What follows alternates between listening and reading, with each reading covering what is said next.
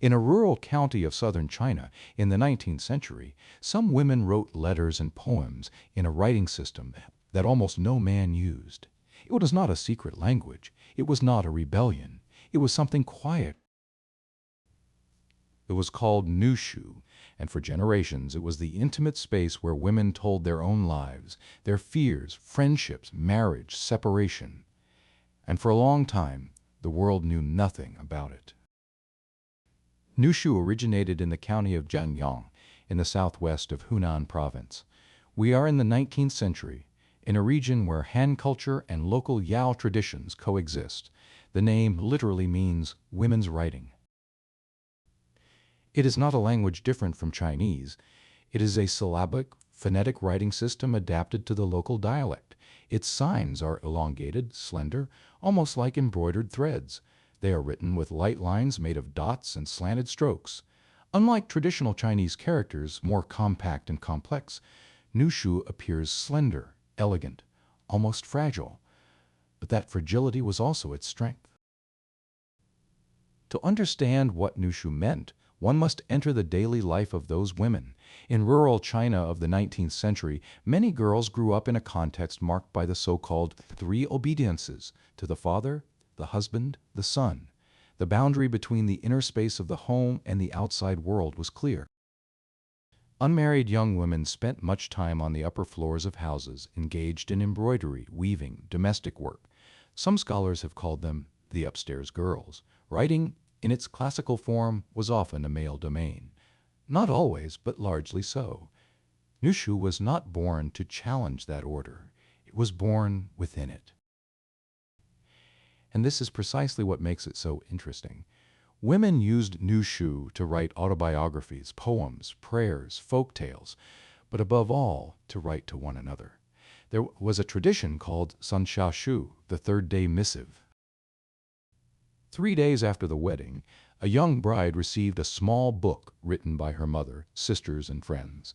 Inside there were wishes, advice, but also words of comfort, because marriage often meant leaving one's home forever. Congratulations and condolences together, joy and loss in the same gesture. Nüshu was sung more than read. The words flowed in verses, often of 7 characters. It was a writing that spoke of daily life, relationships, hardships, nostalgia, friendship. It did not seek to change the world, but it allowed women to tell it from their own point of view. For years, outside Jiangyong, Nüshu was described as a secret language, a tool of resistance against a patriarchal society. The reality is more nuanced. Men knew it existed. It was not incomprehensible in principle. It simply did not belong to their world. It was not a public or official writing. It was a female relational space, a cultural place within domestic life. Perhaps its power did not lie in excluding men, but in the way it allowed women to recognize themselves among one another, daughters, sisters, friends, wives, a form of shared identity. There is an aspect that makes Nüshu even more moving. Many women, when they felt the end approaching, asked that part of their writings be burned. Others were placed in the coffin. Like a fragile plant, Nüshu withered with its author. For this reason, relatively few original texts exist today. For a long time, it was not considered worthy of entering official records. Each death took away a voice, and with it a piece of collective memory.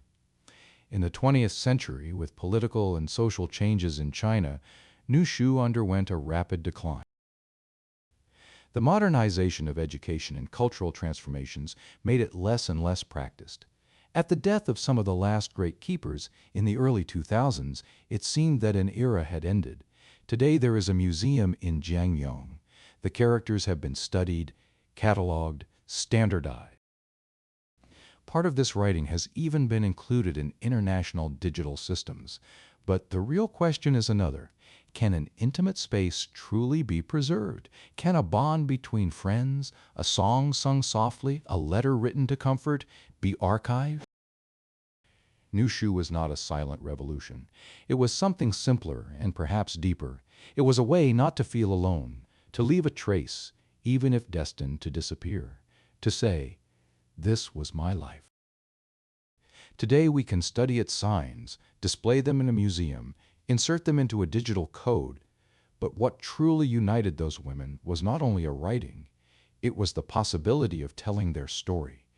And have you ever thought about how important words can be when they are not meant to remain in history, but only for those who receive them?